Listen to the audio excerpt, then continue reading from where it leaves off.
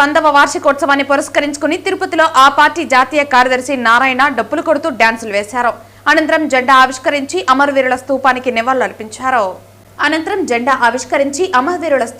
నివాళులర్పించారు. ఈ సందర్భంగా వారు మాట్లాడుతూ దేశంలో సిపిఐ, సిపిఎం, కాంగ్రెస్లే పోరాట ప్రతిమ ఉన్న పార్టీలని అన్నారు.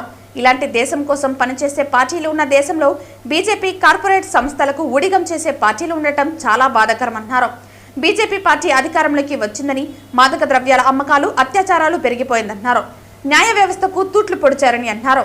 గుజరాత్ మందూరులో అదానీ డ్రగ్స్ మాఫియాను అరికట్టాలన్నారు. హామీ పథకాల్లో గాంధీ పేరును తొలగించి గాడ్సే, సావేరి లాంటి వారి పేర్లను కలిపేందుకు ప్రయత్నిస్తున్నారని అన్నారు. టీడీపీ కోట్ల విలువలు చేసే భూములను తక్కువ ధరకే కార్పొరేట్ సంస్థలకు అప్పగించి తీరని ద్రోహం చేస్తున్నారని మండిపడ్డారు. 100వ సంవత్సరం కమ్యూనిస్ట్ పార్టీ ఉత్సవాలు చేసుకుంటా ఉంది.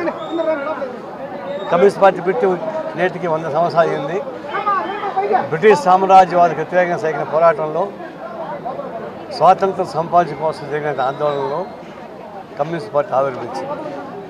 అదే సంవత్సరమే ఈనాడు అధికారంలో ఉన్నటువంటి బీజేపీ దానికి ఆర్ఎస్ఎస్ అభివృద్ధి.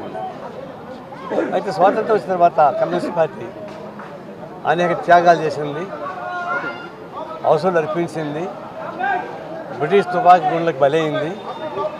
అదే భూస్వామ్య వర్గాలకి, ఫెడరల్ వర్గానికి అయితే పోరాటం సాగించింది.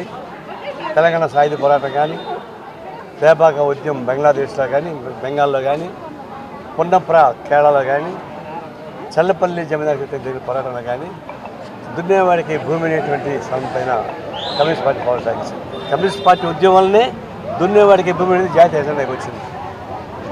అది ఆర్ఎస్ఎస్ కూడా అప్పుడే పుట్టింది. కానీ పొరపాటున కూడా బ్రిటిష్ సామ్రాజ్య వ్యతిరేకంగా పోరాటం సాగించలేదు. బ్రిటిష్ సామ్రాజ్యానికి ఊడిగం చేస్తూ ఉన్నటువంటిది ఆర్ఎస్ఎస్. సావర్కర్ లాంటి వాళ్ళు బ్రిటిష్ వాళ్ళకి అనుకూలంగా ఉన్నారు. గాడ్సే లాంటి వాళ్ళు గాంధీని చంపారు, మహాత్మా గాంధీని చంపారు. అంటే దేశ స్వాతంత్రం కోసం సంపాదించినటువంటి జాతిపిత మహాత్మా గాంధీని చంపినటువంటి గాడ్సే, బ్రిటిష్ వాళ్ళకి అనుకూలంగా ఉన్నటువంటి సావర్కర్, వాళ్ళందరూ ఇప్పుడు దేవుళ్ళు అయిపోయారు. పార్లమెంట్లో సావర్కర్ విగ్రహం పెడుతున్నారు. ఇక 4 రోజుల తర్వాత గాడ్సే విగ్రహాలు పెడతారు. అంటే ఇప్పుడు ఏమంటే గాంధీ లాభం లేదు, అయిపోయింది. స్వాతంత్రం ఎప్పుడు వచ్చింది? 2014లో మోడీ వచ్చిన తర్వాత స్వాతంత్రం వచ్చింది. అప్పుడు రాలేదు అని చెప్పేసి దానికి వచ్చారు. అందువల్ల మహాత్మా గాంధీ పేరు తీసేస్తున్నారు. గ్రామీణ ఉపాధి హామీ పథకం మార్చుకుంటున్న మాకేం అభ్యంతరంలే, కానీ గాంధీ పేరు మార్చాలి అంటే రేపు భవిష్యత్తులో గాంధీ పేరు ఉండకూడదు. ఈ విధంగా దుశ్చరణ చేసేటువంటి జాతీయ స్థానం వచ్చింది. అనేక పోరాటం సాగించినట్టు కమ్యూనిస్ట్ పార్టీ ఆ త్యాగాలు ఊరికి పడేయకుండా పోరాటం సాగిస్తాం.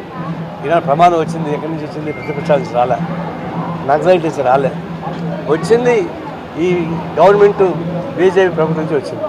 రాజ్యాంగాన్ని ధ్వంసం చేస్తూ ఉంది.